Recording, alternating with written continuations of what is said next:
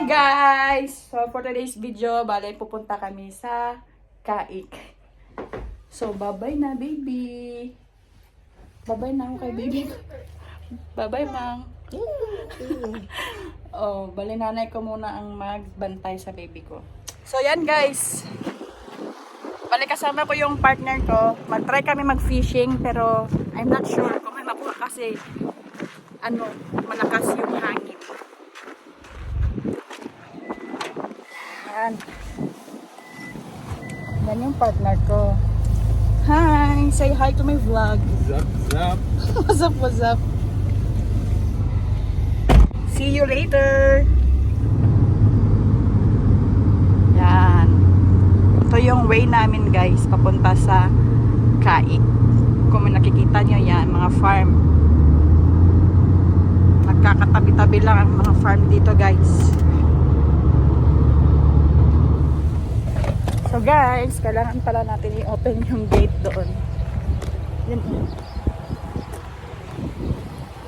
Pero make it sure din na pag once na dumaan ka dito sa may gate, i-close mo lang din ulit. Ito.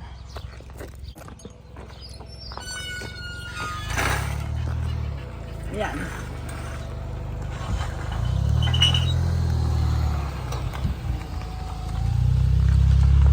So, close lang din natin ulit yung gate nila dito guys. So guys, kailangan natin siya i-close kasi farm na pala to dito na area, private property na pala to. Yun o, kung nakikita nyo yung mga baka doon na dumadaan. Kakatapos lang nila na nagkingan. So, dito na kami sa parking area guys, na kung saan kami mag-fishing. So, yan o. Marami din pala ang pumupunta dito para mag-fishing. Guys, nakamating na kami. Let's get it on! Yeah! Yan. Naantay ko lang yung partner ko kasi nape-prepare pa siya. Sobrang init guys. So, buti hindi masyado malakas yung hangin. Kasi hindi natin alam kung anong madadatnan natin mamaya pag sobrang malakas yung hangin. So, sakto lang yung hangin guys. Yan. Yan. Bit-bit niya yung mga gear niya. Yung butas niya. Siyempre magdala tayo ng timba, balde. So yan. Papunta na kami guys. So maglalakad pa tayo ng kaunti papunta dun sa area na kung saan tayo mag-fishing. Puro batuhan guys. So isa lang yung rod namin guys.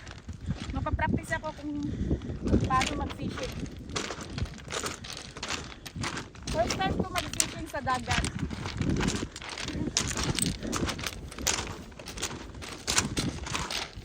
So, hindi kaya ng sasakyan. Depende sa sasakyan kung kaya niya dumaan papunta dito kasi masyadong mabato.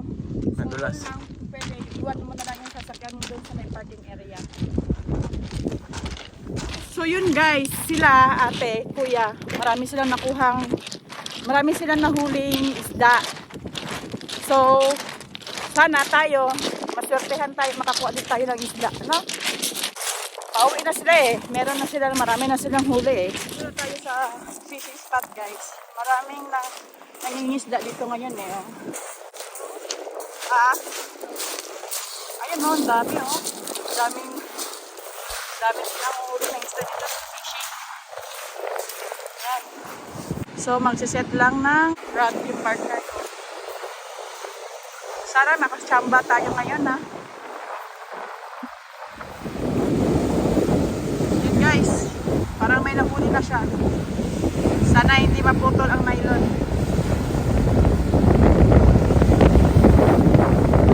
Okay, wala. Wala, hindi nakakagat ng tuluyan. Ayun, sana hindi makawala ulit, Lord, please. Sana hindi makawala ulit.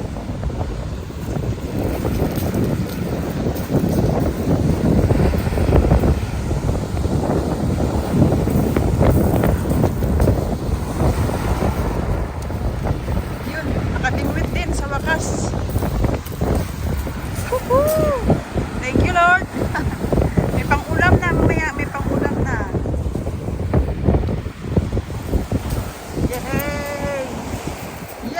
ito yung first na huli namin guys. Sobrang laki niya. So may ulan na tayo. Pwede na tayo mag sinabawang isda mamayang gabi. Pangalawang huli guys. Sana hindi makawala. Sana lang. Masyadong malakas na ang hangin. Yun. Yuhuu! Yuhuu! Thank you Lord.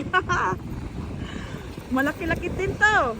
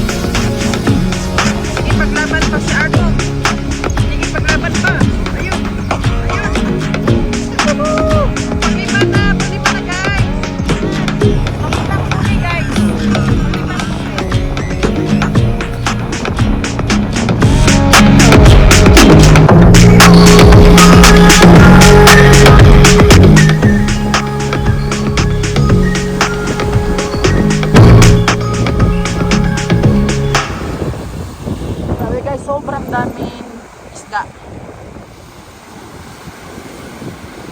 Kung nakikita nyo yung mga maiitim dyan na parang anino, yan yung mga isda guys. Yan lahat yung mga isda na nabingwit namin. So, siyam. Bali siyam lahat na isda yung nakuha namin guys. So, ang lalaki.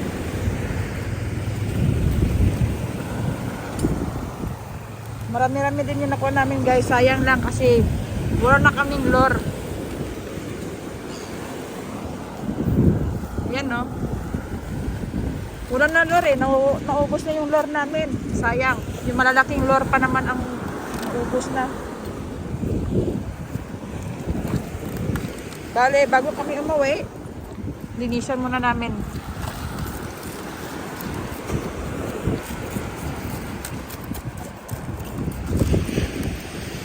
Yan. Yan, ang lalaki ng isda, ang lalaki. Ayan na guys, nililinisan na ni Artom yung yung mga isda. Kasi bago tayo umuwi, kailangan malinis na yung mga isda natin.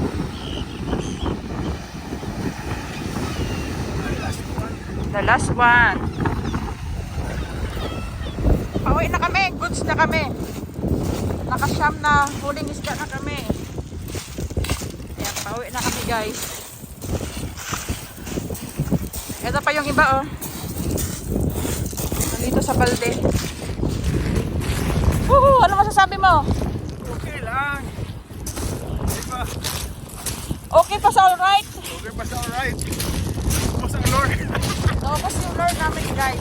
Nakasyam nakuha na kami. Pero naubos lahat yung lure namin. Ito na guys, pauwi na kami guys. Pauwi na. Pauwi na kami. Nakakota na kami ng siyam goods na yon. Ano masasabi mo? Okay lang. Okay lang. Salamat Lord. So yun guys, pauwi na. Goods na kami. May konsumo na tayo ng ilang araw. So dito na kami sa Glenavey guys. Bale, bibili lang kami ng ketchup kasi request ng nanay ko ketchup. Ito yung Asian store dito na malapit lang sa bahay. Mga mga 15 minutes away from home. Bibili lang kami ng pang tapioca. Ito mangga. May manggas lang dito pero frozen. Frozen yung go. Frozen din yung langka niya. May langka pero frozen.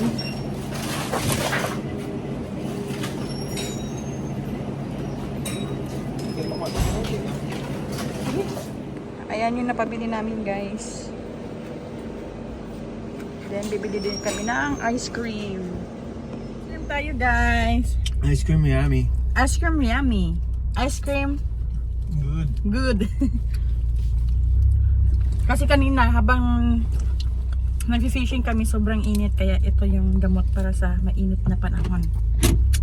So, napagasolina muna kami. Bale, dito na kami sa bahay, guys. So, tignan natin kung ano yung reaction ng nanay ko. Kasi medyo nakarami-rami kami ng huli ngayon eh. Let's see kung ano yung reaction niya.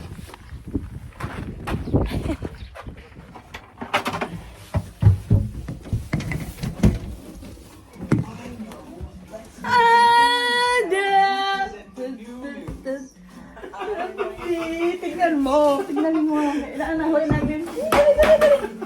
Ikaw lang isang gabon.